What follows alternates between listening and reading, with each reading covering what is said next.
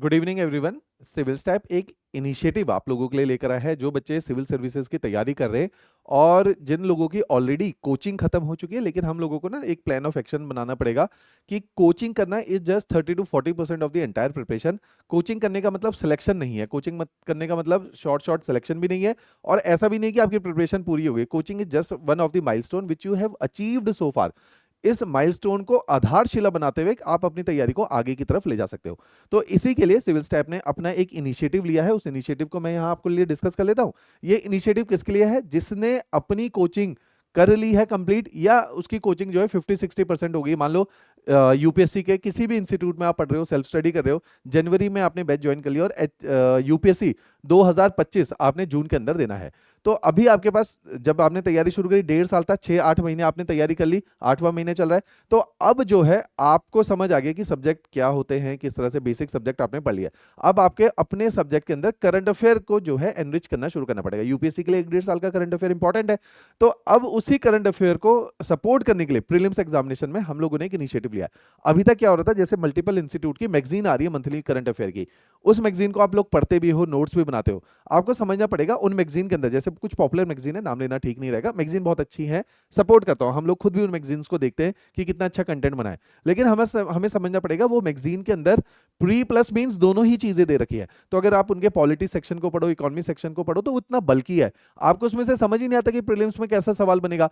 तो आप क्या कर रहे हो, उन्हीं मैगजीन का प्रीलिम्स के लिए भी पढ़े जा रहे हो, उन्हीं मैगजीन्स को मेंस के लिए भी पढ़े जा रहे हो। तो रीवर्क हो रहा है बार बार। इसी को ल्यूसिड करने के लिए और टारगेटेड करने के लिए प्रीलिम्स के लिए कि हमने एक अप्रोच बनाई है, जिसमें हमने 9 सोर्सेज आइडेंटिफाई किए कि अगर प्रीलिम्स देने जाना है तो ये 9 सोर्सेज तो हम लोग छोड़ के नहीं जा सकते।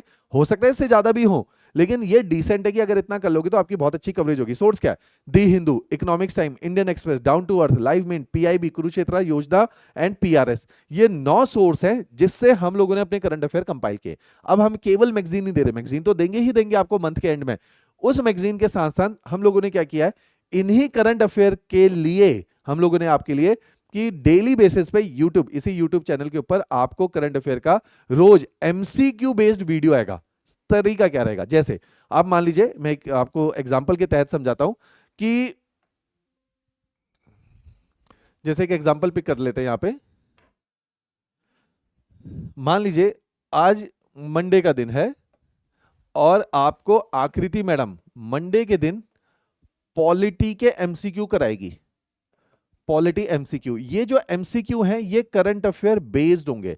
करंट अफेयर बेस्ड मींस जैसे 5 अगस्त को आपको ये मैम कराएंगी, तो मैडम पिछले पूरे एक हफ्ते के अंदर इन 9 सोर्सेज में जहां पर भी पॉलिटी आई है उसकी पहले पढ़ाएंगी न्यूज। जैसे एग्जांपल के तौर पे ये मैडम ने पढ़ाया, भाई supreme court refusal, courts refusal to club all the FIR against Nupur Sharma is bad in law.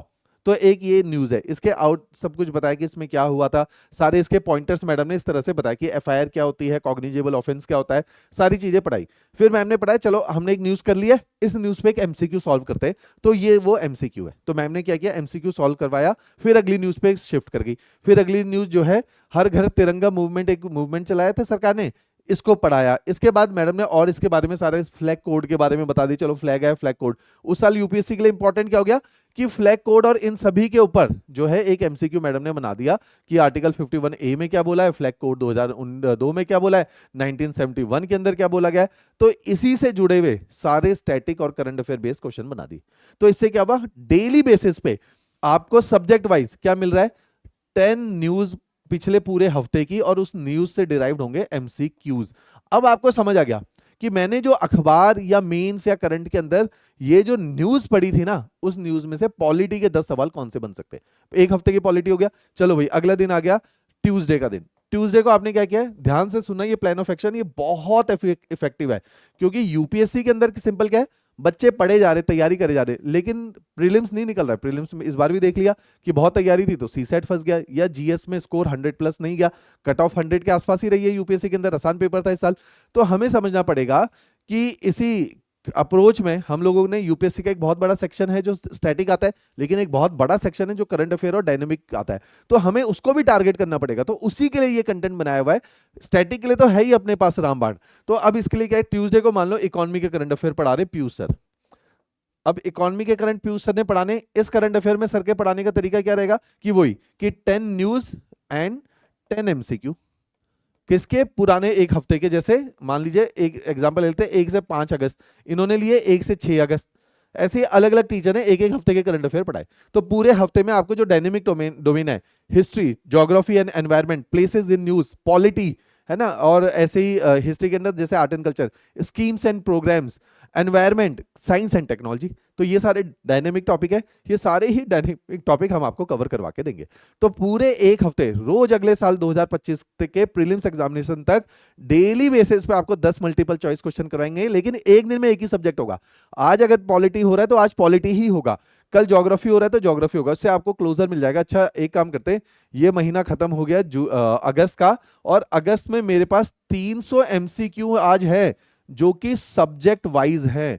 ये मैं बहुत इंपॉर्टेंट है ये समझना, क्योंकि अभी तक हम करंट अफेयर को कैसे पढ़े, date wise, day wise, month wise, subject wise नहीं है। अब आपने क्या करना है, अपने नोट्स कैसे बनाओगे, हमने आपको पढ़ाया, इनकी पीडीएफ डाउनलोड कर लिया आपने, और उन्हीं पीडीएफ के प्रिंट आउट निकाल लो। उनके प्रिंट आउट निकालोगे, पीडीएफ बहुत अच्छे, ऐसा पीपीटी नहीं देंगे, प्रॉपर एक पीडीएफ मिलेगी एमसीक्यू की, उनका एक्सप्लेनेशन होगा, और उसके प्रिंट आउट निकाल लेना।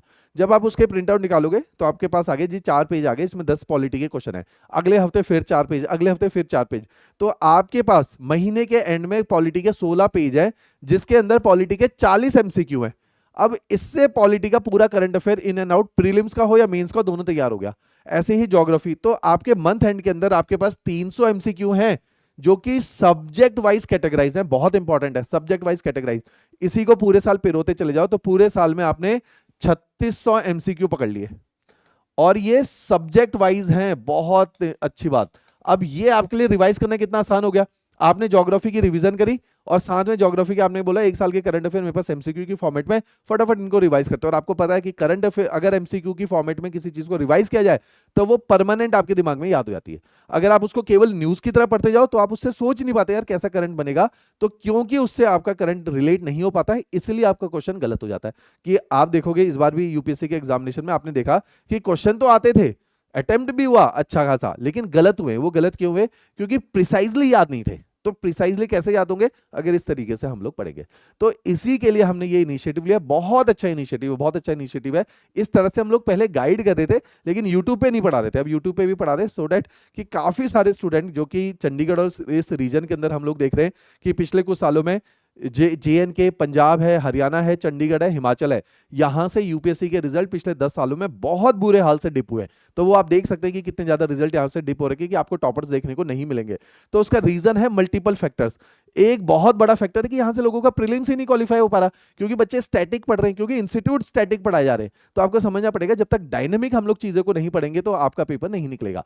तो हमने स्टैटिक तो पढ़ना ही है, लेकिन डायनेमिक पेपर को भी केटर करना है, और तरीके से कि केटर ऐसा नहीं है कि आप अभी भी करंट अफेयर नहीं पढ़ रहे, आप पढ़ रहे हो करंट अफेयर, लेकिन वो करंट अफेयर आप रिटेन नहीं कर पा रहे और पेपर तक वो करंट अफेयर की नॉलेज नहीं पहुंच रही।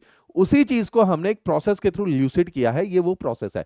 इसी के साथ साथ एक और इनिशिएटिव लेंगे उन बच्चों के लिए जिनका तैयारी पूरी हो चुकी है, कोचिंग कर लिया ऑलरेडी मल्टीपल इंस्टीट्यूटों से, सेल्फ स्टडी से, लेकिन अब यूपीएससी में क्या करना है, प्रीलिम्स कैसे निकालना है, ऐसे निकलेगा, मेंस के लिए क्या करना है उनको नहीं पता। तो उनके लिए मेंस का भी मैं एक प्लान ऑफ एक्शन बनाऊंगा कि कैसे, और साथ में केवल प्लान ऑफ एक्शन ही पढ़ाएंगे हम यहाँ पे, पूरा मेंस को, पूरे कंटेंट को एनरिच करेंगे और उनको भी इस तरह से गाइड करेंगे।